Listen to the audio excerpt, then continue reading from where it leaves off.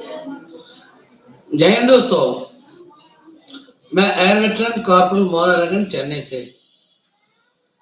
दोस्तों, मैं अपनी जो रेगुलर टॉपिक से थोड़ा सा हटके हम बात करेंगे। मैंने एक कल कपिल का जो एक वीडियो देखा, फिर उसके संबंध में दूसरा वीडियो भी देखा, और उसी जिसका वीडियो के बारे में कपिल जी जिक्र कर रहे थे, उसका एक और वीडियो आज निकला है। सब कुछ मैंने देखा। दोस्तों, उसका ये कहना है कि जो बीजेपी का जो पहले जो मिनिस्टर जो रह चुके हैं और आज भी है, उसने जो है वारओपी 2 के बारे में कहीं ट्वीट किया करके उन्होंने बताया, और उसके ट्वीट में 25-30% का जो है वारओपी 2 में फायदा होगा करके ट्वीट किया करके ये बताया। हमने भी ट्राई किया, वो ट्वीट हमें कहीं नहीं मिला। खैर, वो दूसरी बात है। और दूसरा जो है, एक यूट्यूबर है जिसने अपने चैनल में साफ बताया कि हमने बात किया है पीसीडी इलाहाबाद से, और उन्होंने साफ बोल दिया कि हम कोई टेबल नहीं बना रहे, उसके बारे में हमें कोई आइडिया नहीं है। इसका सुप्रीम कोर्ट में झूठ किसने बताया? सबसे पहली बात। दूसरी बात क्या, जो श्रीमान जी जो है, जिसका हमारा फौजियों को जो है हमेशा गुमराह करने के लिए आने वाला जो आता है, और मेरे बारे में हमेशा उल्टा सीधा बात करना उसका काम है। वो कहता कि बीजेपी का जो शख्स है वो कभी झूठ नहीं बोलेगा। हाथ दूध के धुले हुए हैं। 25-30% कहां से बढ़ोतरी होगा उसके बारे में तो कहीं ट्वीट नहीं है। अगर ट्वीट भी है तो वो कहां से बता सकता?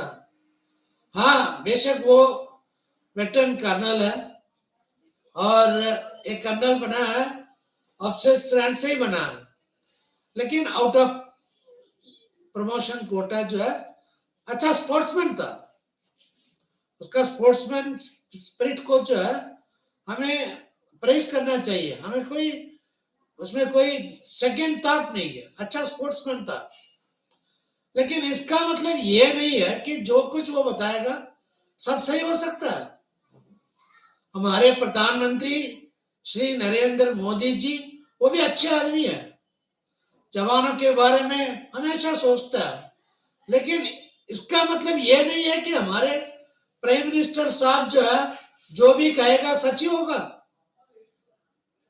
क्योंकि हमारे प्राइम मिनिस्टर साहब वही पढ़ते हैं जो लिख के देते हैं, और जो भी हमारे प्राइम मिनिस्टर बोलते हैं उसको हम सच कैसे मानेंगे?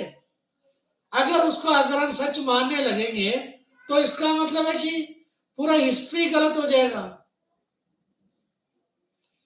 इसको सुन के तो लोगों की समझ में कुछ नहीं आएगा।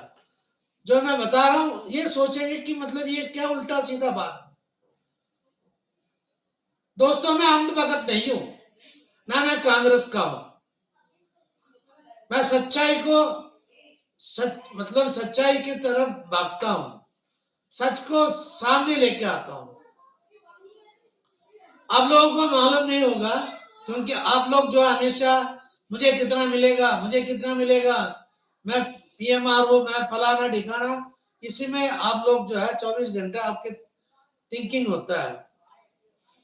हमारे माननीय प्रधानमंत्री जी, उनके जो है 2013 का रिवाड़ी का रैली, आप 3 घंटे से ऊपर का जो प्रोग्राम है, जिसमें आप देखो कोई जवान बात नहीं किया, सारे ऑफिसर्स ने बात किया, और वो पूरे ऑफिसर्स जो है जब उनको टिकट नहीं मिला था, सबने अपना सुर बदल दिया।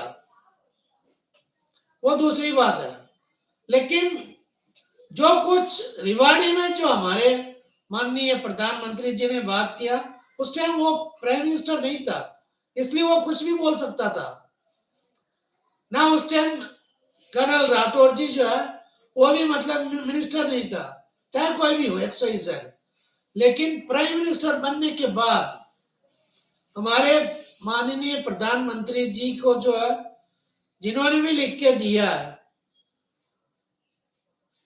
गलत लिख के दिया, और हमारे प्रधानमंत्री जी को कुछ मालूम ही नहीं है ना फौज के बारे में। वो हर जगह जाके फौज के बारे में बात करेंगे, लेकिन असली चीज उनको मालूम नहीं है।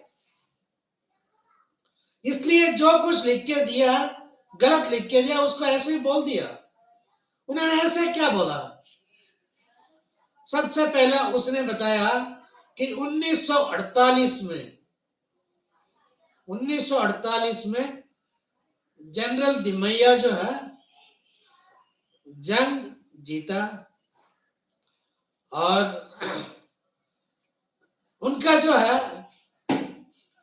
मतलब 1948 की बात, जवाहरलाल नेहरू जो है उन्होंने उसको जो है इंसल्ट किया, और उस time defence minister VK Krishna Menon और जवाहरलाल नेहरू जी दोनों मिलके जनरल दिमैया को जो है इंसल्ट किया, इसलिए उसको इस्तीफा देना पड़ा। सबसे पहला बात यही था।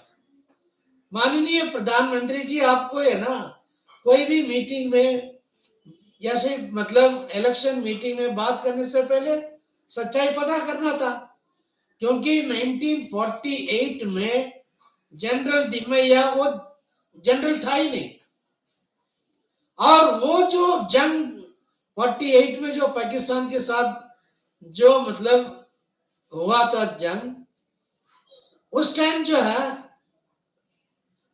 एक ब्रिटिश का जो है जनरल था, अंग्रेज था वो जनरल। क्योंकि आप सबको मालूम है हमारे जो फील्ड मार्शल करियप्पा जो हमारे सबसे पहला जनरल, जिसको मतलब 1986 में फील्ड मार्शल का जो रैंक दिया गया, वो 1953 में रिटायर हुआ था, और वो जो है उस टाइम जनरल बना ही नहीं। सबसे पहली बात। दूसरी बात क्या है, उन्होंने ये बताया कि मतलब उस टाइम का डिफेंस मिनिस्टर वीके कृष्ण मेनन का नाम लिया। दोस्तों जो है 1948 में वीके कृष्ण मेनन जी जो है वो हमारे देश का डिफेंस मिनिस्टर नहीं था। उस टाइम का डिफेंस मिनिस्टर था सरदार उसका नाम है सरदार सिंह, और सरदार बलदेव सिंह था 1948 में defence secretary, defence minister, not VK Krishna Menon. ये भी नहीं मालूम है मोदी जी को, जो लिख के दिया पढ़ लिया उसने।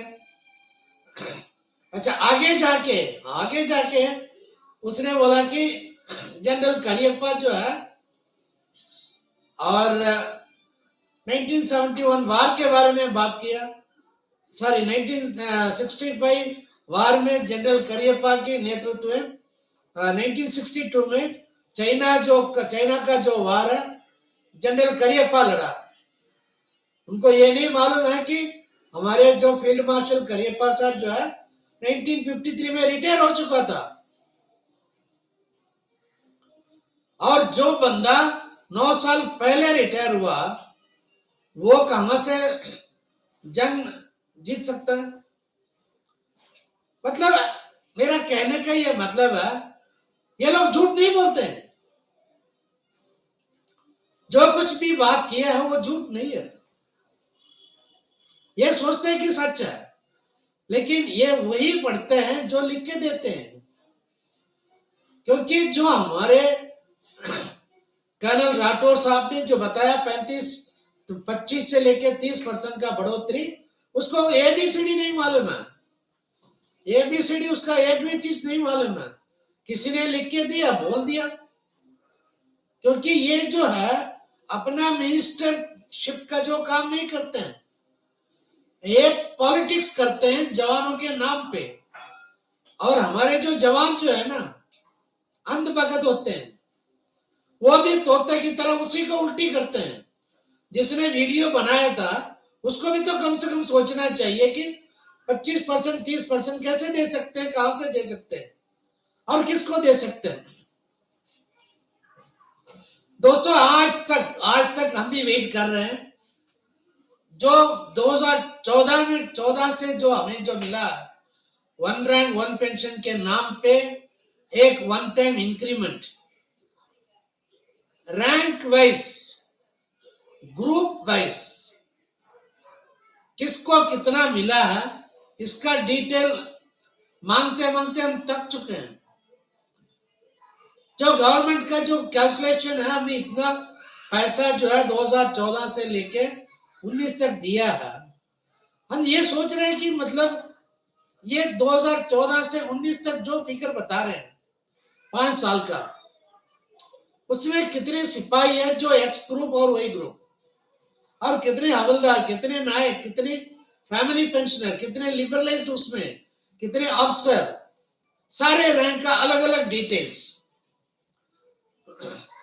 लेकिन वो दे नहीं रहे, कहते हैं कि ऐसे इसको निकालना मुश्किल है। एक तरफ बोलते हैं कि इसको नहीं निकाल सकते, मुश्किल काम है, और दूसरी तरफ जो है डिजिटलाइज्ड इंडिया, हर जगह डिजिटल। क्यों डिजिटल वर्ल्ड में ये नहीं निकाल सकते? जब स्पर्श के लिए सब कुछ कर सकते हैं तो ये डिटेल क्यों नहीं दे रहे हैं?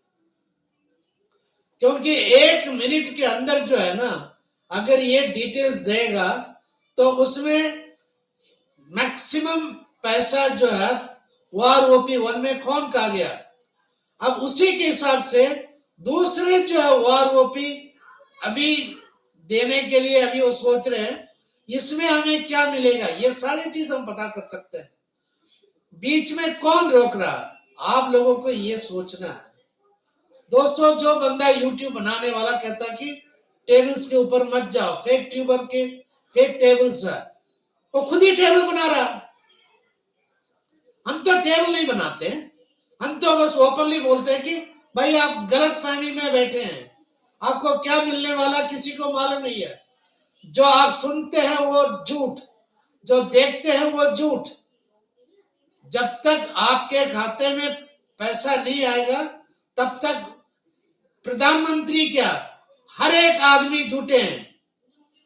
किसी के बातों में आप विश्वास मत करो।